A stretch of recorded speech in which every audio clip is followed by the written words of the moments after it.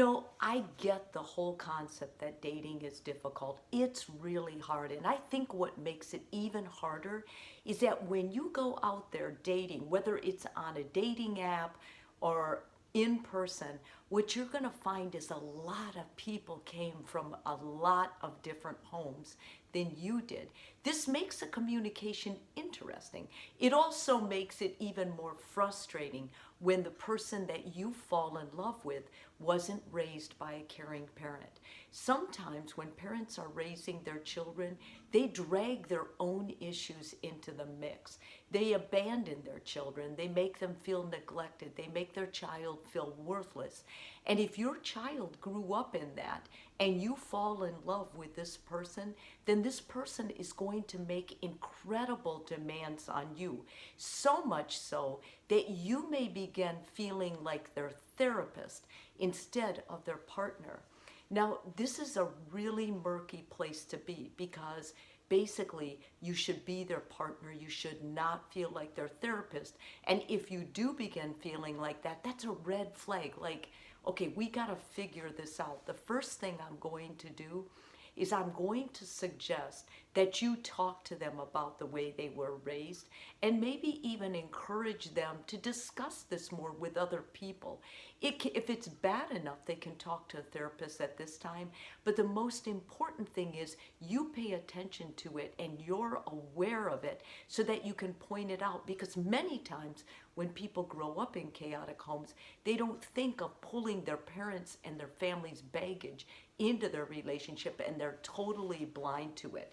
Secondly, what I want you to do is remember that love is not enough. Sometimes, no matter how much you love them, you're not going to be able to change this about them, and they aren't either. If they do, it's going to take them owning the problem and then making the effort to actually get it fixed, which is number three. It is not your job to get this person to a therapist or a priest or whoever their safe person is to talk about it. That is their job. And in fact, you can use that as kind of a passing.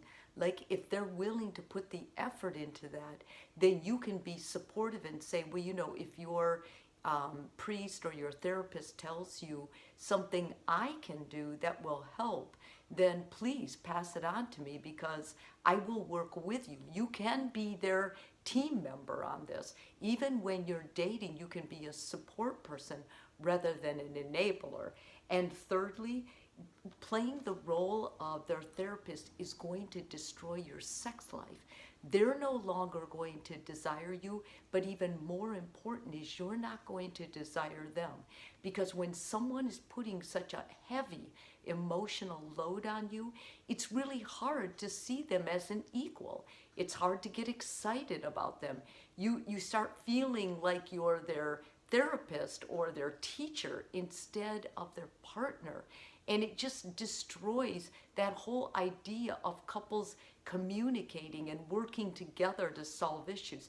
This is something that it seems like you're doing all the work and they're just going along with it. And sometimes even playing the therapist role, you can turn into an enabler, which is what you really don't want to do.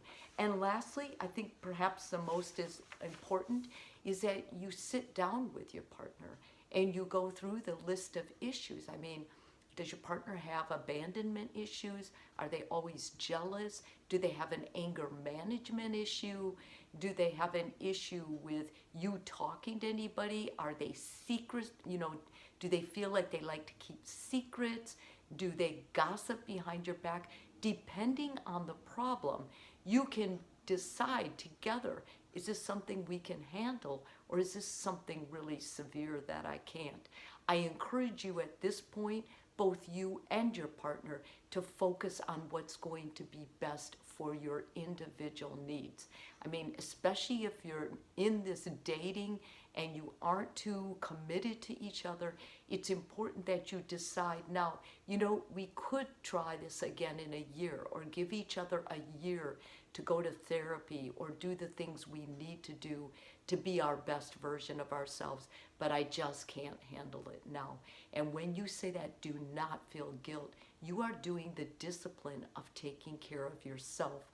The most important person, the most important relationship you can have before you get involved with another person is the relationship you have with yourself.